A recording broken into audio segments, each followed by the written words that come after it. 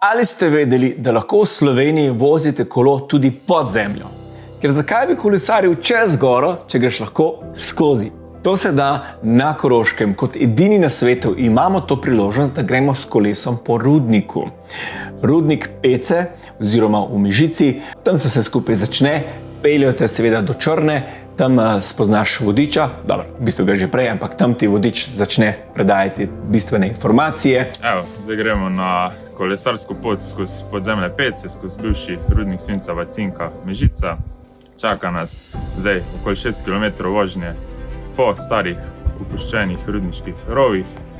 In v bistvu zdaj tule smo v Črni na Koroškem in se v bistvu skozi tale hrib tule pred nami, v bistvu se zdaj po teh rovih pripeljemo v Mežico. Dobiš kolo, ki je na voljo tudi na izposojo, čelado in pa lučko. Še ena stvar, tudi če greš tja poleti, ko je zunaj 30 stopinj, kot je bilo v mojem primeru, absolutno ne pozabiti na primerna oblačila, ker v jami oziroma v rudniku noter je okrog 10 stopinj, res je hladno, paše, ampak po dolgem času, ko kolesariš noter, je tudi zna zazeb. Že ko priješ pred vhod, čutiš, kako piha ta svežina. V bistvu je tako, kot da bi se postavil pred klimatsko napravo, ko je na polno piha hladen zrak.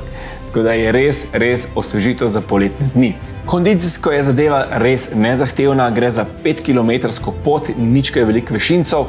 Treba je samo malo obvladati kolo, da preveč ne motaš, ker je ponekod malo ozko, nekje treba tudi malo glavo dol dati, ampak ni nobenega pretiranega tempa, čaka se, vozi se v skupini, vmes se tudi malo stavljaš, vodič ti preda kakšne pomembne informacije in to je tudi meni ena izmed najboljših prednosti tega doživetja je to, da ponovadi, če te je zanimalo, kako so rudnik delali, si šel tja, si hodil, so ti malo pokazali in tako naprej, ok, zanimivo, tukaj je pa to krat 2, zato ker pač ti se s kolesom voziš, je nekaj doživetje še zaradi tega posebej, pa ti še določene stvari pokaže, ker jih ponovadi ne vidiš.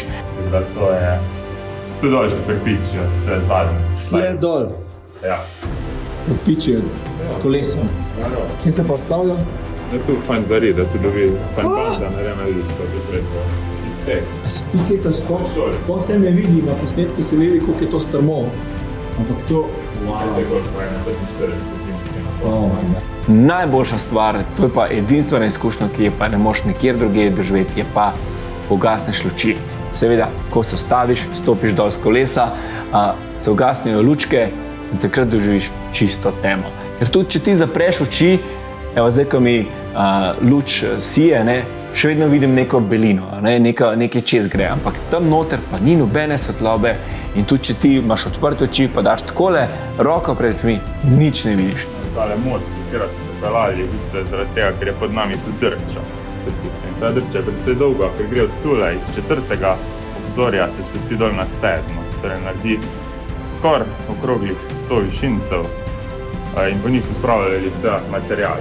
Zdaj v tem primeru je samo en kos apnenca, ki ga zdaj dol vrgel, da bomo tiho in poslušali, kako se bo kotalil na 7. obzorje.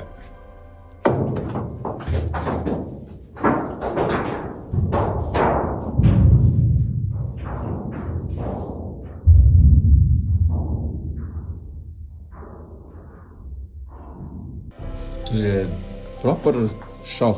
To je taki toboganček v bistvu. Sam pač ni bil za ljudi, ampak je bil za kamen. Vabljeni na Koroško, vabljeni pa seveda tudi v naš Strava klub Wheel of Cycling Slovenija, kjer si izmenjujemo take in drugačne izkušnje, trase, tako da res skupaj raziskujemo Slovenijo. Hvala vsem, ki delite, ki ste z nami in se vidimo kje na cesti.